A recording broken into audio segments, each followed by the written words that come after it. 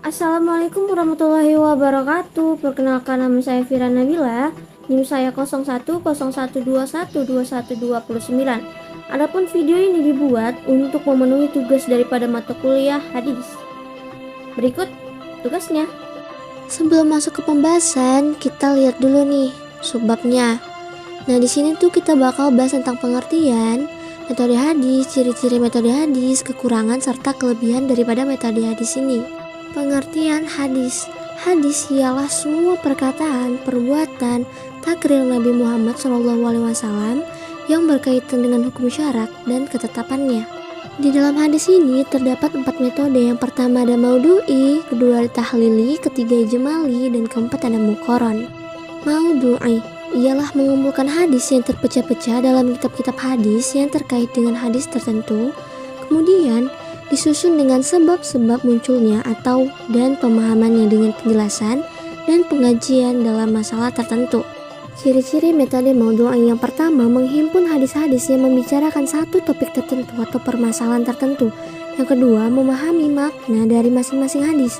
Yang ketiga, memahami hadis secara komprehensif dengan menggunakan pendekatan tematik. Metode ini memiliki kelebihan dan kekurangan. Adapun kelebihannya, yang pertama adalah sebagai dimaklumi. Yang kedua, penglibatan semua hadis dalam kasus tertentu.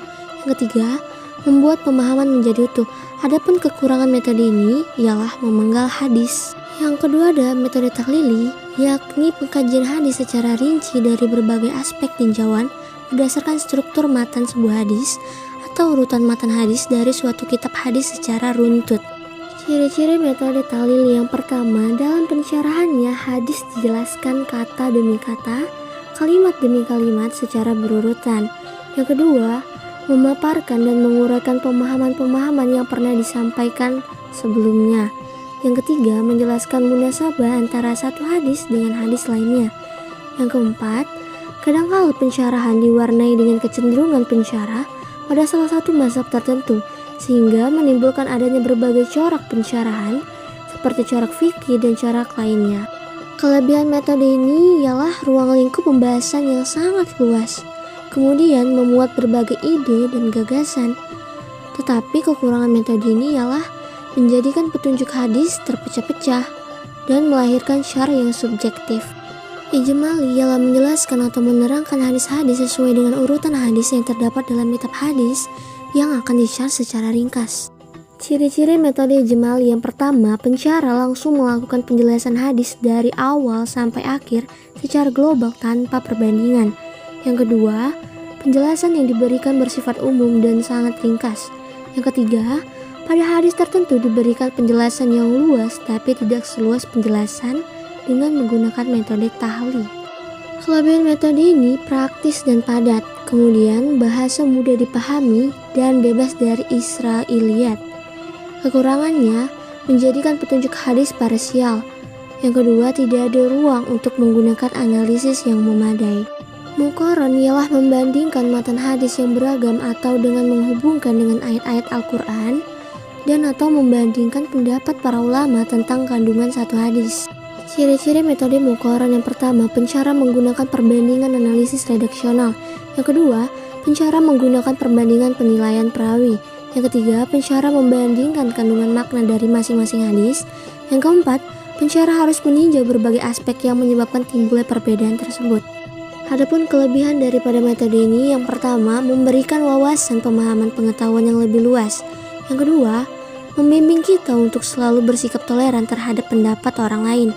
Adapun kekurangannya: yang pertama, tidak relevan untuk pembaca tingkat pemula. Yang kedua, tidak bisa digunakan untuk menjawab problematika sosial. Setelah penjelasan tadi, ada baiknya kita semakin memantapkan pemahaman kita terhadap pembelajaran ini dengan melakukan kuis Pilgan. Kuis ini terdiri dari 3 soal dan 3 jawaban. Baik, langsung saja pertanyaan pertama. Ada berapakah jumlah metode hadis yang sudah dijelaskan di PPT tadi? Ya, jawabannya adalah 4.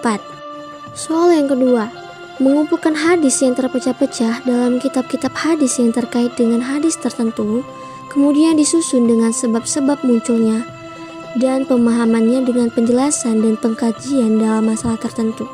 ini merupakan pengertian dari? Jawabannya maudhu'i. Soal yang ketiga, metode apa yang tidak cocok digunakan dalam menjawab atau menangani problematika sosial? Jawabannya adalah muqaran. Nah, itu dia video singkat pembelajaran kita pada kali ini. Sampai jumpa di video selanjutnya. Wassalamualaikum warahmatullahi wabarakatuh.